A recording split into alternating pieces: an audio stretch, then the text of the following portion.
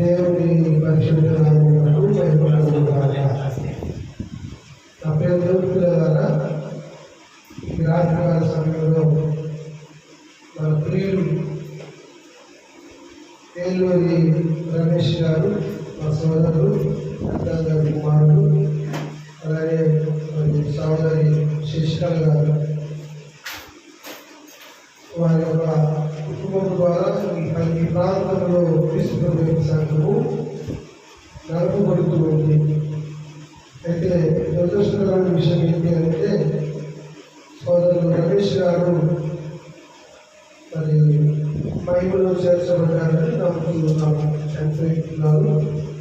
సహోదరు మాత్రం చాలా ఆసక్తితో పరిసర ప్రాంతంలో ప్రభు సంఘాన్ని నడిపిస్తూ ఉంది. దీన్ని బట్టి వందనాలు తెలియజేస్తున్నాను. ఈ సందర్భంలో ఈ పరిచయం ప్రభు చేయించిన మీ అందరికీ కూడా ప్రభువు రక్షకుడైన యేసుక్రీస్తు వారి పరిశుద్ధమైన నామములో శుభాకాంక్షలు చేస్తున్నాను. మరి సహోదరుడు కనకరాజు నాగయ్య గారు ఈరోజు అధ్యక్షులుగా ఉండి కార్యక్రమాన్ని నడిపిస్తున్నందుకు వారికి ప్రత్యేకమైనటువంటి వందనాలు. అలాగే సీనియర్ సువార్థికులు మన మధ్యలో సోదరుడు సంఘపు నారాయణ గారు ఉన్నారు, వారికి కూడా అలాగే బాబురావు గారు, చంద్రరావు గారు, నా మిత్రులు స్వామి సమాజం గారు, వీళ్ళందరూ కూడా సేవ చేసినట్టు. అందరూ సేవ గురించి మాట్లాడాలంటే కొంత భయంగా ఉంటుంది. అయినా నేను నాకు చూసిన సమయంలో నేను తెలియచేయాలనుకుంటున్నాను. ఒక ప్రాముఖ్యమైనటువంటి విషయాలు రాష్ట్రాలకు తెలియచేయాలనుకుంటున్నాను. అదేంటంటే, మనము బ్రతికినను చనిపోయినను ప్రభువు కోసమే అనేటువంటి దాని గురించి మీకు తెలియచేయాలనుకుంటున్నాను. ఏంటంటే, అపోస్తలుడైన పౌలు తన జీవితంలో అనుభవపూర్వకంగా తెలియజేసినటువంటి మాట, మనం బ్రతికినను ప్రభు కోసమే బ్రతుకుతున్నాము, చనిపోయినను ప్రభు కోసమే అనేటువంటి విషయాన్ని గుర్తు చేస్తున్నాను కదా. ఈ మాటలను బట్టి మనం ఎవరము, ఎందుకు ప్రభు కోసం బ్రతకాలి, ఎందుకోసము ప్రభు కోసము చనిపోవాలి అనేటువంటి సంగతుల్ని యోచన చేద్దాము. ప్రియులారా, అపోస్తలుడైన పౌలు క్రీస్తును అంగీకరించిన మునుపు తాను యెహోవాయే దేవుడని నమ్మినటువంటి వాడు. మనందరికీ తెలుసు, ప్రభు యొక్క మార్గము తెలియనటువంటి రోజుల్లో గమలీయేలు పాదాల యొద్ద శిష్యులుగా ఉంటూ ధర్మశాస్త్రాన్ని మొత్తం కూడా అవపోసన పట్టి నిష్ఠాగరిష్ఠుడిగా ఉన్నటువంటి వ్యక్తిగా మనం పౌలును చూస్తాము. ఆ పౌలు జీవం గల దేవుడైనటువంటి తండ్రి అయిన దేవుడు యెహోవా మాత్రమే దేవుడిని నమ్మాడు. ఆయన తప్ప మరి ఎవరైనా సరే దేవుడని కానీ లేకపోతే వేరొక వారిని కొలిసినట్లయితే వారిని చంపటము ఆయన ప్రాణాధారమైంది. మనకు తెలుసును. అపోస్తలుల కాలం 7వ అధ్యాయము 8వ అధ్యాయం మనం చూస్తూ ఉన్నప్పుడు సౌలుగా పట్టుబడుతూ వచ్చాడు. సౌలు ధర్మశాస్త్ర ఉపదేశకుడుగా మరి కిలికీలో పుట్టి రోమా పౌరసత్వాన్ని తీసుకొని తను యెహోవాను గురించి గొప్ప సాక్షిగా ఉన్నటువంటి గొప్ప భక్తిపరుడుగా మనం చూస్తాము. అయితే స్టెఫను అనేటువంటి ఒక వ్యక్తి, అతను అపోస్తులైనటువంటి వారు 7 సంఘ పెద్దల్ని ఏర్పాటు చేస్తూ వచ్చారు. కారణం ఏంటంటే, హెబ్రీ స్త్రీలు ఎవరి మీద గుర్తుంటున్న సందర్భం మనం చూస్తాము.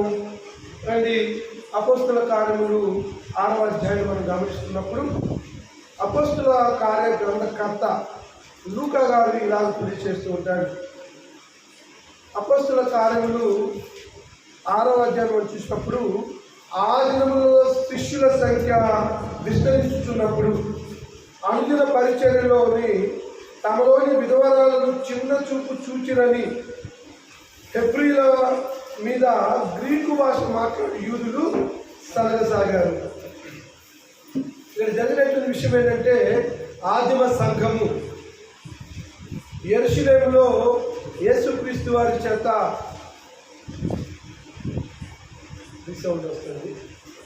యేసుక్రీస్తు వారి చేత 34వ సంవత్సరంలో క్రీస్తు ప్రభు యొక్క సంఘము ప్రారంభించబడింది. మనందరికీ తెలిసిందే. దానిలో మొట్టమొదటిగా క్రీస్తు ప్రభు యొక్క సంఘానికి తన రక్తం ఇచ్చి సంపాదించాడు.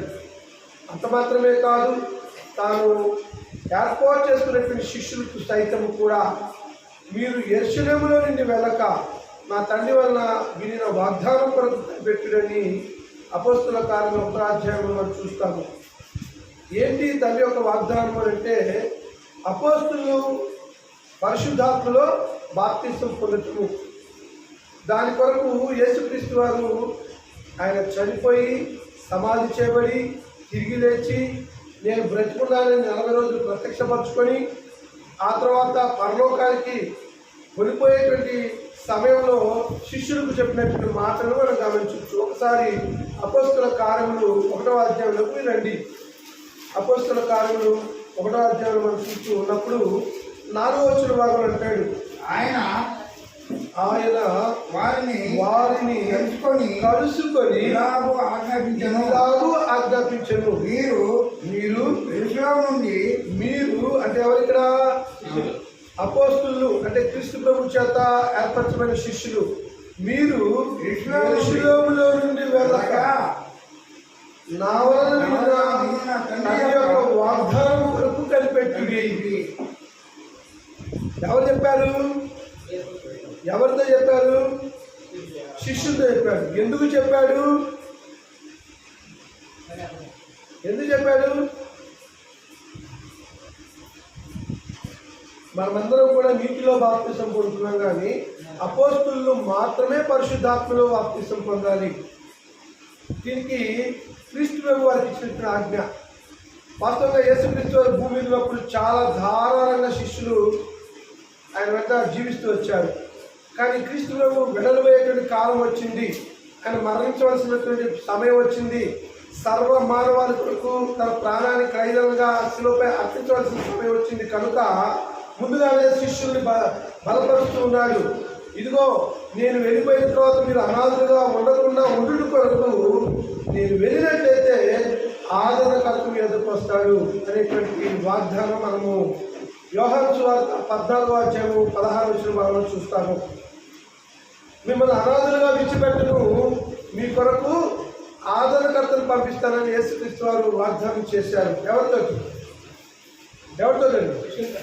శిష్యులతో వాగ్దానం చేశారు. ఆయన పరలోకానికి వెళ్ళిపోయిన తర్వాత ఆయన చనిపోయి సమాధి చేయబడి తిరిగి లేచి 40 రోజులు ప్రత్యక్షపరచబడి పరలోకం వెళ్ళిన తర్వాత 10వ రోజు పెంతెకోస్తు పండుగ రాబోతా ఉంది. క్రీస్తు ప్రభువు పస్కా దినాల్లోనే ఆయన శిలువ వేయబడి మరణించాడు. కొంచెం ముందు జాగ్రత్త వినాలి మీరు. యేసుక్రీస్తు వారు పస్కా పండుగ దినాల్లోనే ఆయన శిలువ వేయబడ్డారు. శిలువ వేయబడిన తర్వాత ఆయన 3వ దినం తిరిగి లేచాడు అనేది సుస్పష్టం, అందరికీ మనకు తెలిసిందే కదా. అలాగో మరణించి అలా ఉంటే పెద్ద ప్రత్యేకత ఉండేది కాదు. ఈ భూమి మీద నోవా మన ఆదాము నుంచి మొదలుకొని ప్రతి మనుషుడు పుడుతున్నాడు, చనిపోతున్నాడు. అలాగే యేసుక్రీస్తు వారు కూడా చనిపోతే పెద్ద ప్రత్యేకత ఉండేది కాదు. కానీ ఆయన మరలా తిరిగి లేస్తాడని ఒక సుమారు 2 పర్యాయాలు శిష్యులకి ఉపమాన రీతిగా చెప్పాడు. ఒకటి, ఇదిగో మీరు యెరూషలేము దేవాలయం సొలొమోను 7 సంవత్సరాలు ఎంతో అందంగా కట్టాడు కదా, మరి ఇది మీరు కూల్చివేయండి, దీన్ని 3 దినాల్లో లేపుతానని చెప్పిన సందర్భము. అని ఇది ఆయన దేహం కూర్చున్నటువంటి సూచనగా ఉంటుంది. రెండవది, యోనా చేప గర్భంలో ఏ రీతి అయితే 3 దినాలు ఉంటాడు, అలాగే మనుష్య కుమారుడు కూడా 3 దినాలు ఉంటాడని ముందుగానే యేసుక్రీస్తు వారి యొక్క పునరుత్థానం గురించి ఉపమాన రీతిగా చెప్పాడు. మనకు తెలిసినటువంటిదే. అలాగే యేసుక్రీస్తు వారు కూడా మరణించాడు. శుక్రవారం రోజు మరణించాడు, మనందరికీ తెలుసును. శనివారం కంప్లీట్గా ఆయన సమాధిలో ఉన్నాడు. ఆదివారము లెగుస్తానని చెప్పినటువంటి ప్రభు యొక్క మాటని శిష్యులు నమ్మలేదు.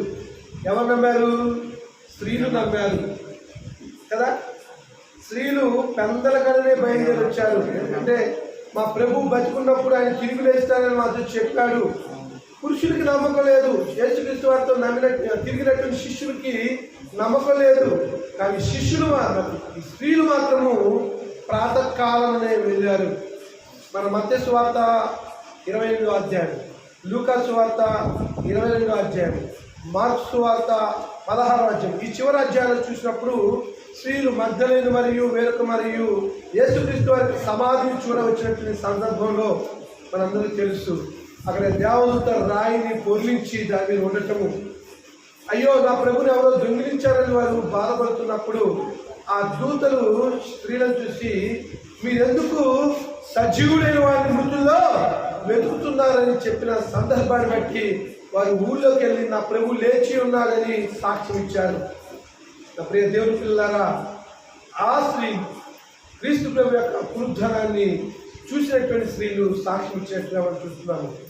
ఆ తర్వాత యేసుక్రీస్తు వారు అనేక పర్యాయాలు 40 రోజులు ప్రత్యక్షపరచబడినట్టుగా కొత్త నిబంధనలో సువార్తలు తెలియజేస్తూ ఉన్నాయి. దీనికి మీకేం తెలియచేయాలని కోరుతున్నానంటే, ఎప్పుడైతే యేసుక్రీస్తు వారు పరమనికి వెళుతూ ఉన్నాడో అపోస్తల కార్యంలో 1వ అధ్యాయం చూసినప్పుడు యేసు రూపాంతరం చెందుతూ పరలోకానికి వెళుతున్నటువంటి క్రమంలో ఆకాశం వైపు పేతురు యోహాను అలా తేరి చూస్తూ ఉన్నారు. అప్పుడు దేవదూతలు వచ్చి, ఓ గలయ మనుషులారా, మీరు ఎందుకు ఆకాశం వైపు తేరి చూస్తున్నారు? ఏ రీతిగా పరలోకానికి వెళ్ళాడో అదే రీతిగా ఆయన వస్తాడని ఈనాడు క్రైస్తవమైనటువంటి మనందరికీ నిరీక్షణని ఇచ్చారు. అవునా కదా? వెళ్ళినటువంటి యేసుక్రీస్తు తిరిగి వస్తాడని ఈనాడు మనందరం కూడా నిరీక్షిస్తూ ఉన్నాము. దానికి మరొక పేరు ఏంటంటే రెండవ రాకడ అని అంటున్నాము. యేసుక్రీస్తు వారు కూడా భూమి మీద ఉన్నప్పుడు చెప్పారు అదే మాట. యోహాను సువార్త 14వ అధ్యాయం చూసినప్పుడు, మీ హృదయములను కలవరపడనీయకండి, దేవుని యందు విశ్వాసం ఉంచున్నారు, నా యందును విశ్వాసం ఉంచండి, నా తండ్రి ఇంత అనేక నివాసాలు ఉన్నాయి, లేని మీతో చెప్పుదును, స్థలము సిద్ధపరిచ వెళ్తున్నాను, నేనుండు స్థలంలో మీరును ఉండులాగా మరలా వచ్చి తీసుకుని పోదు. ఇది క్రైస్తవులకి నిరీక్షణతో కూడినటువంటి వాగ్దానం.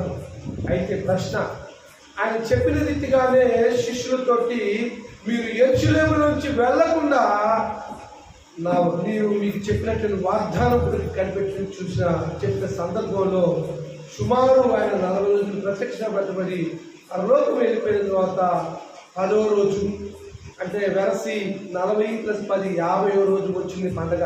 ఏ పండగ? పెంతెకోస్తు పండగ. అంటే 50 రోజుల పండగ, 7 వారాల పండగ అంటారు. వారాల పండగ అన్నా పెంతెకోస్తు పండగ ఒకటే. యేసుక్రీస్తు వారి ప్రశ్న, ఇప్పుడు యేసుక్రీస్తు వారు ఏ రోజు చనిపోయాడు? శుక్రవారం చనిపోయాడు, దాంట్లో ఎలాంటి సందేహం లేదు. మరి ఎప్పుడు తిరిగి లేచాడు? ఆదివారం తిరిగి లేచాడు. ఆయన తిరిగి లేచింది ఆదివారం తిరిగి లేచిన తర్వాత అంటే ఆ పస్కా దినాలు మనం గమనించినట్లయితే అది మొదలుకొని పెంతెకోస్తు పండుగ 50 రోజులు వస్తుంది. వారానికి 7 రోజులు. మొదటి రోజు ఆదివారము, 7వ రోజు ఎవరు వస్తుంది? శనివారం వస్తుంది. ఇతరమ్మా ఆది, సోమ, మంగళ, బుధ, గురు, శుక్రు, శని, 7వ రోజు ఆదివారం. అలాగే 7 49. 40 రోజు ఏ రోజు? 49వ రోజు ఏ రోజు? శనివారము. మరి 50 రోజు ఏ రోజు అంటే ఆదివారము. పెంతెకోస్తు పండుగ వచ్చింది కూడా ఆదివారము. ఆ పెంతెకోస్తు పండుగ దినాన అపోస్తల కార్యములు 2వ అధ్యాయం చూసినప్పుడు అక్కడ పరిశుద్ధాత్మ దేవుడు లూకా ద్వారా తెలియజేస్తున్నాడు. మరి పెంతెకోస్తు పండుగ దినం వచ్చినప్పుడు అందరూ ఒక చోట కూడి ఉండిరి. ఇక్కడ అందరూ అని అంటే చాలా మంది 120 మంది నమ్ముతున్నారు. 1వ అధ్యాయంలో 120 మంది 12 అపోస్తులు లెక్కించిన కొరకు ఉన్నారు. కానీ వాగ్దానం ఎంతమందికి అమ్మా? మీరంటే అపోస్తులు. మీరు యెరూషలేములో నుండి వెళ్ళక నా తండ్రి వల్ల మీరు వాగ్దానం కొరకు కనిపెట్టడని యేసుక్రీస్తు వారు తన వెంబడి శిష్యులు చెప్పాడు. అంటే ఆ వాగ్దానం 12 మందికే. ఈ 120 మంది మేడగల్లో కూడి ఉండడం యొక్క ముఖ్య ఉద్దేశం ఏంటంటే 12వ అపోస్తులను ఎన్నుకోవడము. 12 అపోస్తులు ఎవరైనా మత్తయి అనేటువంటి ఆయన ఎన్నుకున్నారు, మనకు తెలుసు. ఆ తర్వాత రానే వచ్చింది 50వ రోజు. 7 వారాల పండుగ తర్వాత వచ్చేది పెంతెకోస్తు పండుగ వచ్చేసింది. ఆ రోజు జరిగినటువంటి ఒక గొప్ప సందర్భం. పెంతెకోస్తు పండుగ వచ్చినప్పుడు అందరూ ఒక చోట కూడి ఉండి, అప్పుడు వేగంగా వీచు బలమైన గాలి వంటి ఒక ధ్వని ఆకాశం నుండి అకస్మాత్తుగా వారు కూర్చొని ఉన్న ఇల్లంతయు నిండెను. మరియు అగ్ని జ్వాలలు విభాగింపబడినట్లుగా, నాలుగులు విభాగింపబడినట్లుగా వారికి కనబడి వారిలో ఒక్కొక్కరి మీద రాగా వారు పరిశుద్ధాత్మతో నిండిన వారే. ఆ ఆత్మ వారిని వాక్యం కలిగించినటువంటి ఎవరు 12 మందా 12 మందా? 12 మందే. దానికి రుజువుని చెప్తాను. ఇక్కడ జాగ్రత్త చూడండి. పరిశుద్ధాత్మ యొక్క బాప్తిస్మ ఇది. పరిశుద్ధాత్మ కుమ్మరింపు కేవలము శిష్యులు మాత్రమే పొందారు. ఆ వాగ్దానాన్ని బట్టి అక్కడ ఏం చెప్తున్నారంటే, మరియు అగ్ని జ్వాలల వంటి నాలుకలు విభాగింపబడినట్లుగా వారికి కనబడి వారిలో ఒక్కొక్కరి మీద వ్రాలగా అందరూ పరిశుద్ధాత్మలు. అందరంటే 120 మంది కాదు, 12 మంది అనటానికి రుజువు ఏంటంటే 14 వచనం చూడండి. అయితే పేతురు ఆ 11తో కూడా లేచి నిలిచి దగ్గరగా వార్త ఇచ్చినాను. అయితే పేతురు ప్లస్ 11 మంది ఎంతమంది అండి? 12 మంది మీద మాత్రమే పరిశుద్ధాత్మ కుమ్మరింపు జరిగింది. ఈ కుమ్మరింపు జరిగిన సందర్భంలో మనం గమనించవలసిన విషయం ఏంటంటే, ఎప్పుడైతే వారు పరిశుద్ధాత్మను నిండుకున్నారో ఆ పరిశుద్ధాత్మ వారికి వాక్యం కనిపించుకోలేదు. వారు ఏం చేశారంట? అన్య భాషల్లో మాట్లాడారు. ఈనాడు పెంతెకోస్తు పండుగ దినాన అపోస్తులు పరిశుద్ధాత్మ చేత నిండుకున్నటువంటి వారి అన్య భాషల్లో మాట్లాడేది చాలా మంది సోకాలు పాస్టర్లకు అర్థం కావట్లేదు. మేము అన్య భాషల్లో మాట్లాడతాము అని చెప్పేసి మనుషులకు తెలియనటువంటి భాషల్లో మాట్లాడుతూ ఉన్నారు. అది ఇక్కడ ఒక సంగతి మీకు చెప్పాలని కోరుతున్నాను. అదేంటంటే, వారు అన్య భాషల్లో మాట్లాడారు, కానీ ఆ పస్కాను ఆచరించి పెంతెకోస్తు దినం వరకు కూడా ప్రపంచంలో ఉన్నటువంటి 17 దేశాల నుంచి వచ్చినటువంటి యూదులు యెరూషలేములో కాపురం ఉన్నారు. ఎప్పుడైతే ఈ గొప్ప శబ్దం కలగా ఇదేమి అని ఆశ్చర్యం గురై అక్కడికి వచ్చినప్పుడు ఈ అపోస్తులైనటువంటి వారు అన్య భాషల్లో మాట్లాడుతున్నప్పుడు ఆ 17 దేశాల వారికి వారి వారి స్వభాషలో అర్థమైంది. అవునా కదా? చూడండి ఇక్కడ 5వ వచనంలో, ఆ కాలమున ఆకాశం కింద నుండి ప్రతి జనములో నుండి వచ్చిన భక్తి గల యూదులు ఒక నిమిషం ఆగండి. యూదులు యెరూషలేములో కాపురం ఉండిరి. ఈ శబ్దము కనుక జనులు గుంపులుగా కూడి వచ్చి ప్రతి మనుషులు తన తన స్వభాషతో వారు మాట్లాడుతూ విని కలవరపడింది. 17 దేశాల వారని చెప్తున్నాను. కింద మీరు లిస్టు చూస్తే అందరూ విభ్రాంతికి పోతే ఆశ్చర్యపడి, ఇదిగో మాట్లాడుతున్న వీరందరూ గల్లీలు కారా? మనలో ప్రతివాడు తాను పుట్టిన దేశ భాషలో వీరు మాట్లాడటం మనం వింటున్నామే. ఇదేమి? పార్టీలు, మాదీలు, ఎలామీలు, మెసొపొతేమియా, యూదయ, కప్పదోకియా, పొంతు ఆసియా, పుంగియా, పంపులియా, ఐగుప్తు అనే దేశంలో వారు, కురేనే దగ్గర లిబియా ప్రాంతంలో కాపురం ఉన్నవారు, రోమా నుండి పరవాసులుగా వచ్చిన వారు, యూదులు, యూదామతిస్తులు, కేత్రీయులు, అరబీలు మొదలైన మనమందరము వీరు మన భాషలతో దేవుని గొప్ప కార్యం వివరించున్నామని చెప్పుకునేది. మీకు అర్థమైతే లేదు. నేను లెక్కేస్తే 17 దేశాల నుంచి వచ్చారు. వీళ్ళందరూ ఎవరు? యూదులే. ఇప్పుడు మన తెలుగు వారు ఆయా దేశాలకు వెళ్తున్నారు ఉద్యోగాలు. నా పిల్లలు అమెరికాలో ఉన్నారు. మొన్నే మా అన్నయ్య రవి గారని సేవకులు ఉన్నారు జోగగడ్డ, ఆయన లండన్ ఇచ్చుకున్నాడు బిడ్డని. అంటే మన తెలుగు పిల్లలే లండన్లో ఉన్నారు, అమెరికాలో ఉన్నారు, ఆఫ్రికాలో ఉన్నారు, అన్ని దేశాలకు వెళ్ళిపోయారు. కానీ ఏదైనా ఒక పండుగ జరిగింది అనుకోండి, ఏం చేస్తారు? వీళ్ళందరూ కూడా ఇండియాకి వస్తున్నారు. కానీ అక్కడ వాళ్ళకి ఇంగ్లీష్ వస్తుంది, ఫ్రెంచ్ వస్తుంది, హిందీ వస్తుంది, ఉర్దూ అన్నీ వస్తాయి కదా. అలాగనే ఇక్కడ మీకు విషయం చెప్తాను. ఎప్పుడైతే అపోస్తులు పరిశుద్ధాత్మతో నిండుకొని అన్ని భాషల్లో మాట్లాడుతున్నారో అక్కడ చేరి వచ్చినటువంటి 17 దేశాల వారికి, ఉదాహరణకి ఇక్కడ ఉన్న బాబురావు గారికి ఇంగ్లీష్ తెలుసు, కనకరాజు గారికి హిందీ తెలుసు, వెనుకున్నటువంటి చంద్రరావు గారికి ఉర్దూ తెలుసు, సాధు గారికి తమిళం తెలుసు, పక్కన ఉన్నటువంటి మరి నారాయణ గారికి ఏ భాష అది బెంగాల్ భాష తెలుసు. నేను తెలుగులో మాట్లాడుతున్నాను, బాబురావు గారికి ఇంగ్లీష్లో అర్థమవుతుంది. నేను తెలుగులో మాట్లాడుతున్నాను, కనకరాజు గారికి హిందీలో అర్థమవుతుంది, నేను తెలుగులో మాట్లాడుతున్నాను. చంద్రరావు గారికి ఉర్దూలో అర్థమవుతుంది, నేను తెలుగులో మాట్లాడుతున్నాను. సాధు గారికి తమిళంలో అర్థమవుతుంది, నేను తెలుగులో మాట్లాడుతున్నాను. నారాయణ గారికి బెంగాలీలో అర్థమవుతుంది. ఇది దేవుని యొక్క గొప్ప కార్యం. అర్థమైందా మీకు? పరిశుద్ధాత్మ శక్తి అంటే అది లాభాలు అంటే ఆ నూరు ఎవరికి అర్థం కాక గిలగలు కొట్టుకొని అది అయ్యగారికి మాత్రమే తెలుసంట. ఎంత మోసపూరితమైనటువంటి పరిశుద్ధాత్మ కుమ్మరింకోసారి ఆలోచించేయండి. పరిశుద్ధాత్మ అంటే పరిశుద్ధాత్మ గంతులేసేది కాదు. పరిశుద్ధాత్ముడు అంటే దేవుడు, ఆయన పురుషుడు. ఎందుకు పురుషుడు అని చెప్తున్నాను? యోహాను సువార్త 16:13 ఒకసారి చూసినట్లయితే ఎవరా పరిశుద్ధాత్ముడు? ఆయన మగవాడా ఆడవాడా?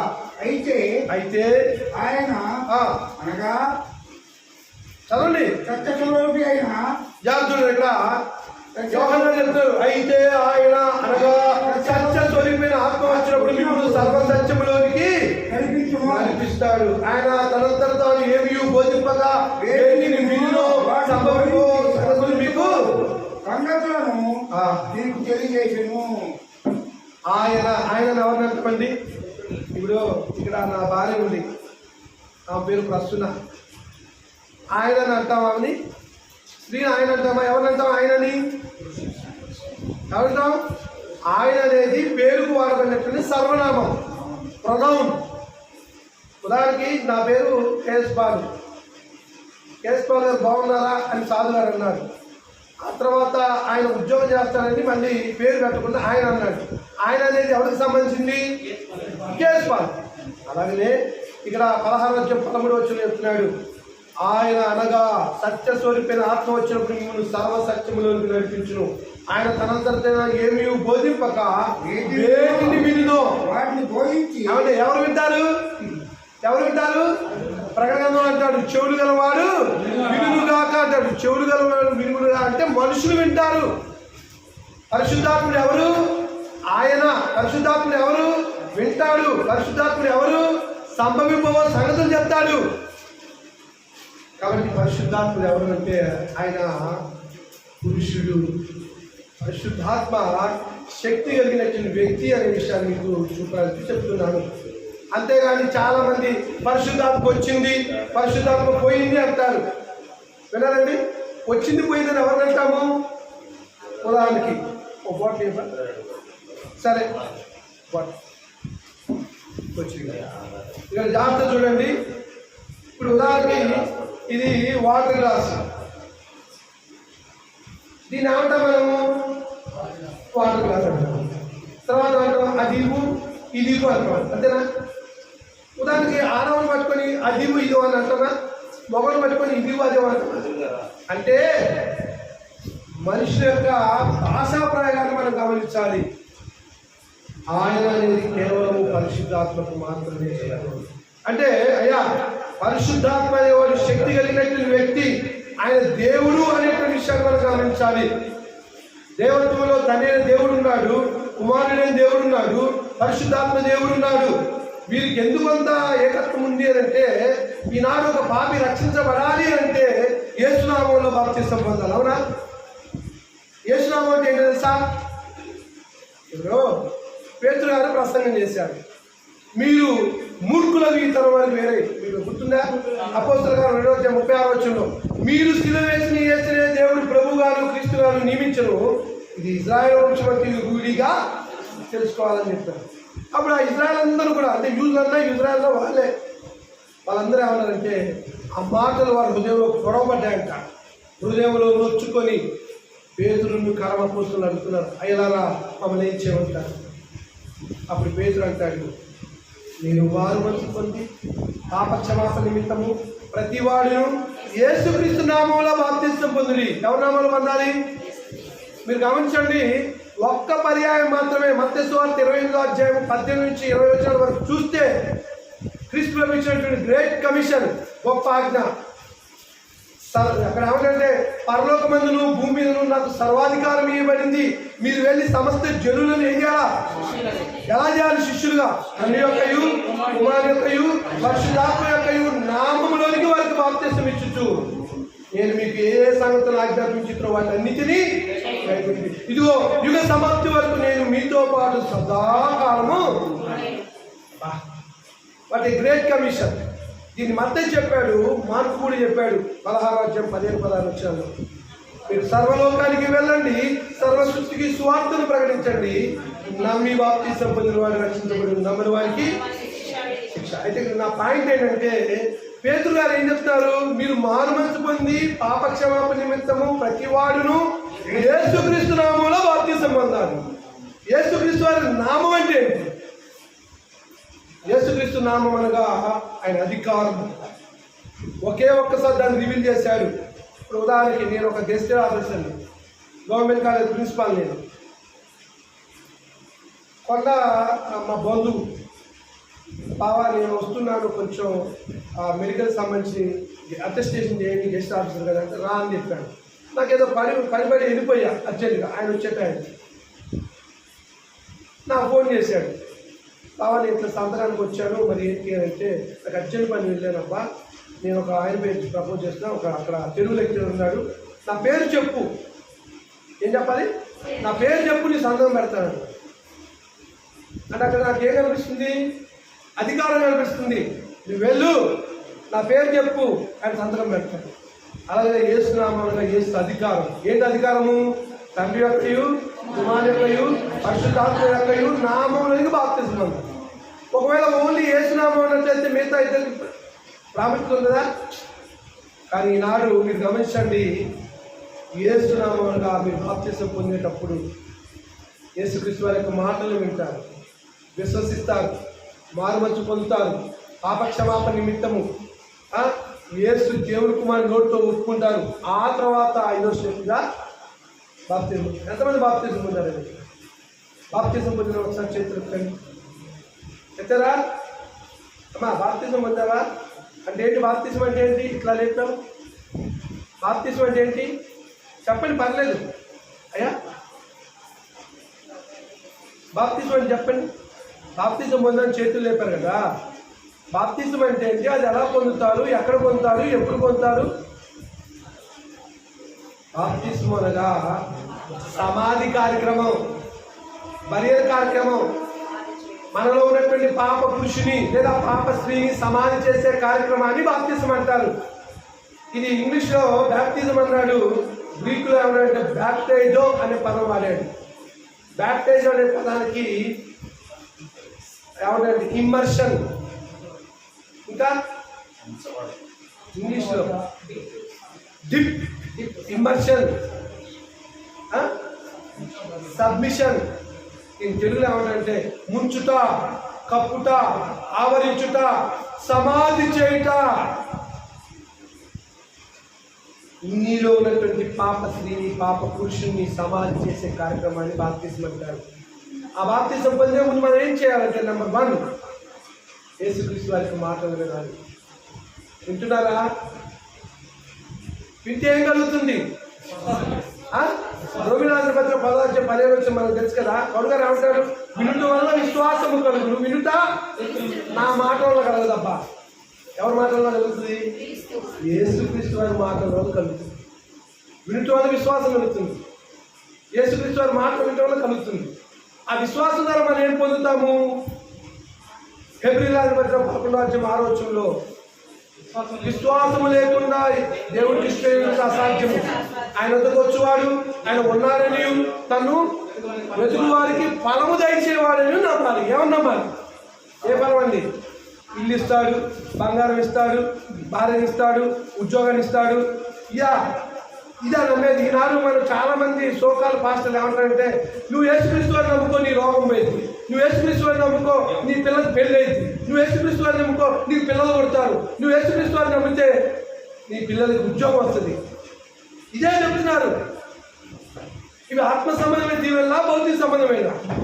అంటే నేను ఏమంటానంటే, యేసుక్రీస్తు వారిని నమ్మితే ఇది జరగని కాదు, అంతకంటే ప్రాముఖ్యమైనది ఏంటంటే, యేసుక్రీస్తు వారిని నమ్మితే నీలో ఉన్న పాప పురుషుడు లేదా పాప స్త్రీ నీ ఆత్మ రక్షించబడుతుంది.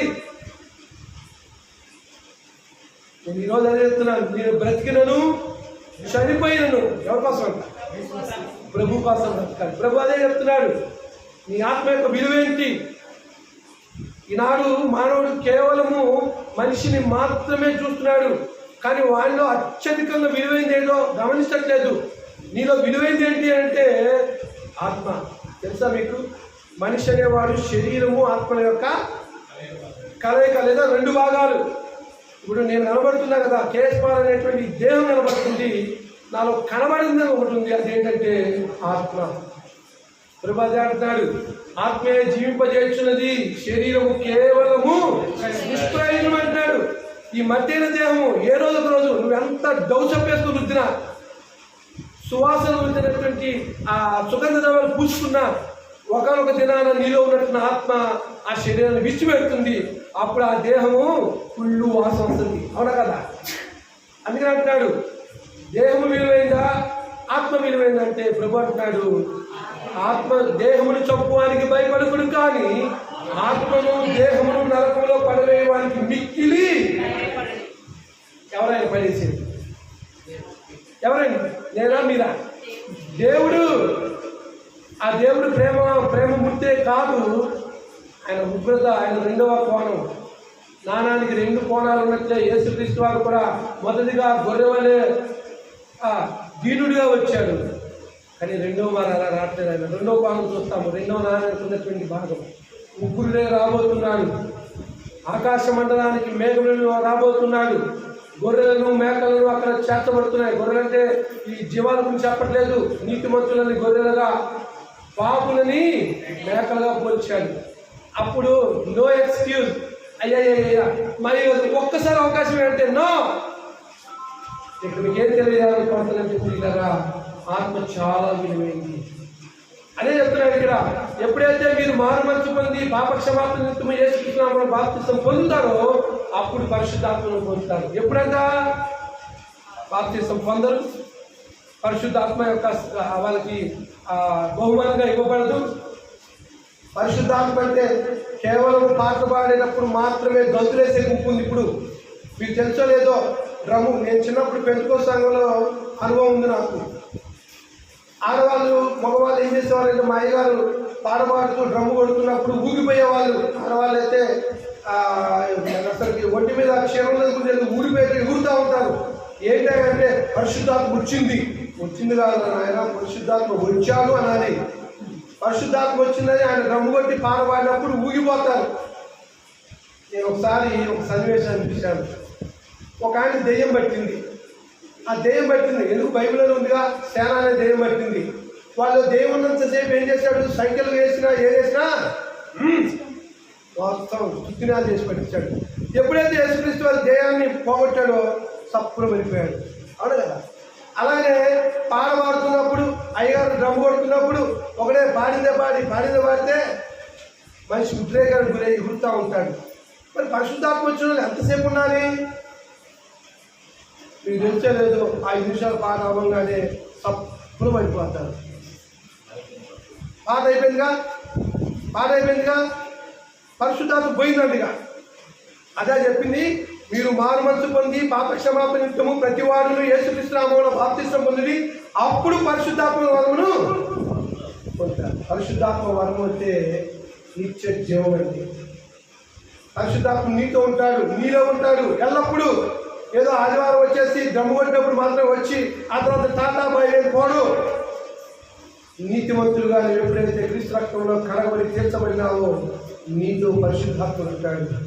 ఈ సంగతి ఎరగక పరిశుద్ధాత్మని దుఃఖపరుస్తూ ఉన్నారు. పరిశుద్ధాత్మ ఏం చేస్తున్నారు? దుఃఖపరుస్తున్నారు. మీకు తెలుసా, యేసుక్రీస్తు వారు తన బోధన ఏం చెప్పారంటే, మనిషి కుమారుడిని దూషించినప్పటికీ కూడా పాపక్షమాపణ ఉంటుందంట. కానీ పరిశుద్ధాత్మను దూషించే వారికి ఈ యుగమందును రాబోయే యుగమందును ఏమనదు? పాపక్షమాపణ. అంటే పరిశుద్ధాత్మకి అంత గొప్ప వరాన్ని దేవుడు ఇచ్చారు. చూడండి, మనం ఎప్పుడైతే క్రీస్తులోని బాప్తిసం పొందుతామో, ఎప్పుడైతే విన్నాము, విశ్వసించాము, నెక్స్ట్ చేయాల్సిన పని ఏంటి? నేను ఒకప్పుడు తాగుబోతుని, నేను ఒకప్పుడు వ్యభిచారిని, నేను ఒకప్పుడు దూషకుడిని, నేను ఒకప్పుడు హంతకుడిని. పౌలు అంటున్నాడు, పూర్వము దూషకుడును హానికరుని నన్ను. క్రీస్తులో ఏం చేశాడంట? ఎక్కడ మాట తిమోతి మొదలుపెట్టుగా 1:12 వచ్చింది. పూర్వము దూషకుడును హింసకుడును హానికరుని నన్ను. ప్రభు ఏం చేశారంట, తన కనికరం చెప్పున నన్ను రక్షించాడు. అవును, యెహోవా దేవుడిని నమ్మి స్టెఫన్ రాళ్లతో కొట్టించి చచ్చిపోయినప్పుడు స్టెఫన్ యొక్క చావుకి ఎవరు సంబంధించారు? పౌలు సంపాదించినట్టుగా 7వ అధ్యాయం చివరి లేఖలో రాయబడింది. ఆ కాలమందు యెరూషలేములో గొప్ప హింస కలిగింది అన్నాడు. 8వ అధ్యాయం 1వ వచనంలో ఆ కాలమందు యెరూషలేములో ఉన్న సంఘములకు హింస కలిగింది. యెరూషలేములో సంఘాలు లేవు ప్రియులారా. ఒకే ఒక్క సంఘము క్రీస్తు ప్రభువు రక్తం ఇచ్చి ప్రాణం పెట్టి దాన్ని కొని పరిశుద్ధాత్ముడు దానికి పేరు పెట్టినటువంటి సంఘం మాత్రమే యెరూషలేములో 34వ సంవత్సరంలో క్రీస్తు ప్రభు చేత ఏర్పాటు చేయబడింది. దాంట్లో మొట్టమొదటి శిష్యులు సభ్యులు ఎవరంటే 12 మంది శిష్యులు. క్రీస్తు ప్రభు సంఘంలో ఎంతమంది సభలకి? ఆయన యేసుక్రీస్తు వారు ప్లస్ 12 మంది శిష్యులు. ఇప్పుడు పేతురు వచ్చాడు. 2వ అధ్యాయం మనం ఇందాక చూసాము 39వ వచనంలో, ఈ వాగ్దానం మీకును మీ పిల్లలకును మరియు దూరస్తులందరికీ. ఎవరితో మాట్లాడుతున్నారు అక్కడ? పేతురు యూదులతో మాట్లాడుతున్నారు. ఈ వాగ్దానం మీకును అంటే యూదులు, మీ పిల్లలంటే యూదులు పిల్లలు, ఇజ్రాయేల్ పిల్లలు. దూరస్తులు అంటే మనం, జెంటైల్స్, అన్య జనులైన మనము. మనందరికీ చెందుతుందంట. ఏంటది? సర్వ మానవాళికి కూడా రక్షింపబడాలంటే బాప్తిసం పొందాలి అని, మారుమనసు పొందాలని. ఒక ఆయన, మరి నాకు ఇన్ని అలవాట్లు ఉన్నాయి కదా, ఎలా పోతుంది మారుమనసు అంటే?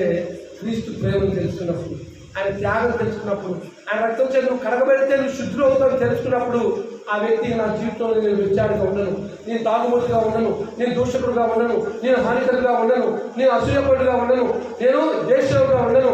నాలో శరీర కార్యాలు ఉన్నాయి కదా. దళితులందరికీ 5:19 వచనంలో శరీర కార్యాలు స్పష్టమై ఉన్నవి అని చెప్తాడు.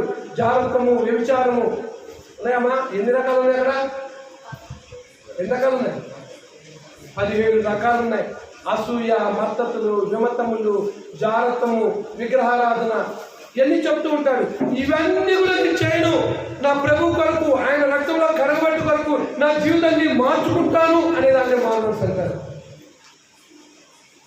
మారుమనసు అంటే ఇంగ్లీష్లో చేంజ్ హిజ్ హార్ట్, అతను హృదయాన్ని మార్చుకోవడం. బైబిల్ నిర్వచనం ఏం చెప్తుందంటే, కొరింథీయుల 2వ పత్రిక 7వ అధ్యాయం 10వ వచనం అంటాడు, దైవ చిత్తానుసారమైన దుఃఖము రక్షణార్థమైన మారుమనసు కాదు. దైవ చిత్తారంగా ఉండాలి. అయ్యో ఒకప్పుడు నీ వ్యభిచారిని, ఇక నీకు చెయ్యనయ్యా, ఈ దేహాన్ని నీ కొరకే నేను ఉపయోగిస్తాను, ఈ దేహాన్ని పరిశుద్ధపరచయ్యా అని మారుమనసు పొందిన తర్వాత రోమిలాని పత్రిక 10వ అధ్యాయం 9వ వచనం అంటాడు, యేసు దేవుడి కుమారుని నీ నోటితో ఒప్పుకోవాలి. ఏం చెప్పాలి? యేసు దేవుడి కుమారుని ఒప్పుకోవాలి. ఒప్పులేస్తామా? ఇప్పుడు బాప్తిసం ఇచ్చినప్పుడు ఏం చేస్తారు దైవజనులు? యేసు దేవుడి కుమారుని ఒప్పుకుంటున్నావా? ఒప్పుకోలేస్తారా? యేసు ప్రభు అని నమ్మాలి, దేవుడు కుమారుని నమ్మాలి. నమ్మితేనే రక్షణ. ఆ తర్వాత నీటిలోకి తీసుకెళ్ళి ఉంచుతాడు. రోమిలాని పత్రిక 6వ అధ్యాయం 3వ వచనంలో, క్రీస్తులోనికి బాప్తిసం పొందిన మీరందరూ క్రీస్తును ఆయన మరణంలోనికి బాప్తిసం పొందిన మీరందరా. క్రీస్తు తండ్రి మహిమ వల్ల ఎలాగ మృతుల్లోంచి లేపబడినో అలాగనే మనమును నూతన జీవం పొందడం కొరకు లేపబడుతున్నాము. వీళ్ళకి చూడండి ఒకసారి నా వైపు. ఒక పాపి ఎలా రక్షణ పొందుతాడు అని అంటే, క్రీస్తుతో పాటు సమాధి చేయబడాలి. మీలో ఉన్నటువంటి పాప పురుషుని లేదా పాప స్త్రీని సమాధి చేయాలి. సమాధి చేసిన వాళ్ళు చూస్తారబ్బా అంటే మనలో ఉన్నటువంటి చెడ్డ లక్షణాలని సమాధి చేయటం. నేను పాప పురుషుణ్ణి లేదా పాప స్త్రీని అంటున్నాను. ఒకవేళ స్త్రీలైతే పాప స్త్రీ, ఒకవేళ పురుషులైతే పాప పురుషుని. ఏం చేయాలి? సమాధి చేయాలి. ఈ సమాధి చేసే క్రమంలో దైవజనులు ఒప్పుకోలు చేయించి, చూడండి, పాపిని తీసుకొని వచ్చి ఒప్పుకోలు చేయించిన తర్వాత అతను నీటిలో ముంచుతూ ఉంటాడు. ఇలా ముంచినప్పుడు ఏమంటాడు? తండ్రి యొక్కయు, కుమారు యొక్కయు, పరిశుద్ధాత్మ యొక్కయు నామమున నీకు బాప్తిసం ఇస్తాను అని చెప్పేసి ముంచుతాడు. ఇక్కడ ఏం జరుగుతుంది తెలుసా? ఒక ఆశ్చర్యకరమైనటువంటి సర్వ మానవాల కొరకు యేసుక్రీస్తు వారు కలువరిలో చేసిన ఒక గొప్ప ఆశ్చర్యకారం ఇక్కడ జరగబోతా ఉంది. యేసుక్రీస్తు వారు మరణించడం లేదని యోహాను సువార్త 19వ అధ్యాయంలో బహుశా అక్కడ భటుడు ఈయన బతుకున్నాడా లేడా అని చెప్పేసి ఆయన ప్రక్కలో ఒక బల్లెం పోటు పొడుస్తాడు. గుర్తొస్తుందా మీకు? ఎన్నో అధ్యాయం? యోహాను సువార్త 20వ అధ్యాయం. ఒకసారి వెనకరండి. యోహాను సువార్త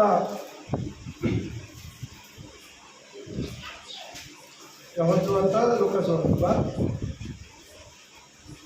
అక్కడ జరిగినట్టు విషయం ఏంటంటే ఆయన బ్రతికాడో లేదా అని చెప్పేసి ఏం చేశాడు శిష్యుడు, ఎక్కడుంటుంది అన్నమాట.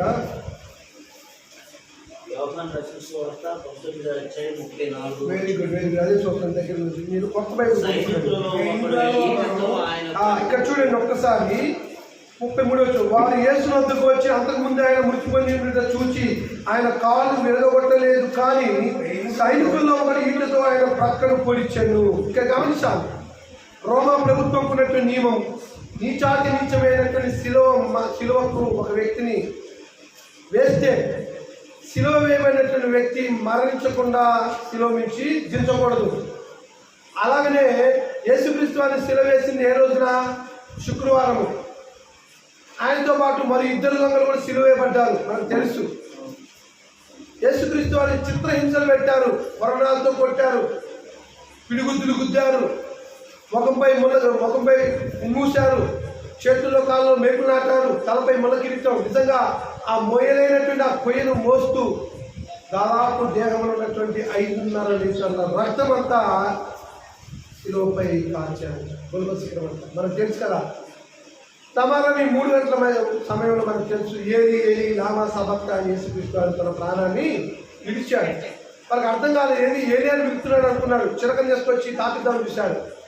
కానీ నా దేవా నీవేళ నన్ను చేయి విడిచితివి అని చెప్పేసి యేసుక్రీస్తు వారి తల నుంచి మరణించాడు. రమాలని సమయం అంతా శుక్రవారం మధ్యాహ్నము 3 అయింది.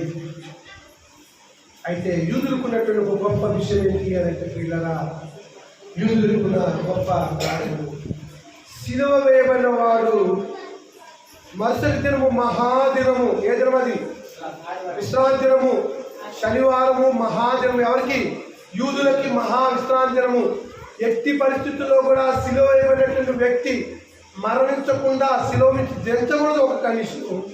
రెండోది, శనివారం రోజున శిలువపై వేలాడకూడదు. కాబట్టి భటులు పంపించారు. యేసుక్రీస్తు వారితో శిలువ వేయబడినటువంటి 2 దొంగలు కాళ్ళు వెలగొట్టారు, వాళ్ళు చనిపోయారు. అప్పటికే యేసుక్రీస్తు వారు మరణించి చూచి ఒక సైడ్లో ఏం చేశాడంట, సైడ్లో ఈతతో ఆయన ప్రక్కన ఒక పొడిచాడంతే.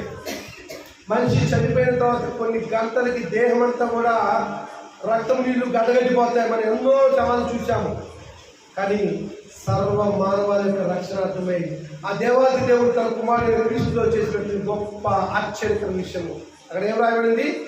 రక్తమును నీళ్లును కారెను. ఈ ఆశ్చర్యకర విషయం, ఒక పాపి నీటిలో ముంచబడినప్పుడు ఆ రక్తము పాపిపై ప్రోక్షించబడుతుంది. ఆ నీళ్లు వారి పాపాలన్నింటినీ కడిగి వేయటం ద్వారా పరిశుద్ధులవుతున్నాడు. చూసారా నా ప్రియ సహోదరి, బాప్తిస్మలో గొప్ప కార్యం జరుగుతుంది. ఆ తర్వాత మనం గమనించినట్లయితే ఎప్పుడైతే మరలా ఆ వ్యక్తిని నీళ్ళలోంచి లేపుతాం కదా, అక్కడ అంటాడు రోమిలాని పత్రిక 6:4 తండ్రి మహిమ వల్ల క్రీస్తు ప్రభు ఎలా మృతులోంచి లేపబడ్డాడో మనమును నూతన జీవం పొందుట కొరకు లేపబడినామని అంటాడు. దాన్నే యేసుక్రీస్తు వారి నికోదేముతో ఏమని చెప్పాడు? క్రొత్త జన్మ అన్నాడు. ఒకడు ఆత్మ మూలంగాను నీటి మూలంగాను నీటి మూలంగా జన్మించితేనే కానీ పరలోకాలు.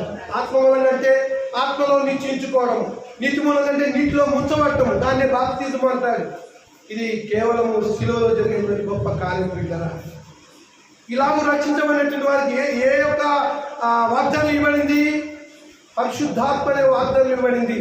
పరిశుద్ధాత్మ సంచకరువుగా ఇచ్చాడు. సంచకరువు అంటే గిఫ్ట్.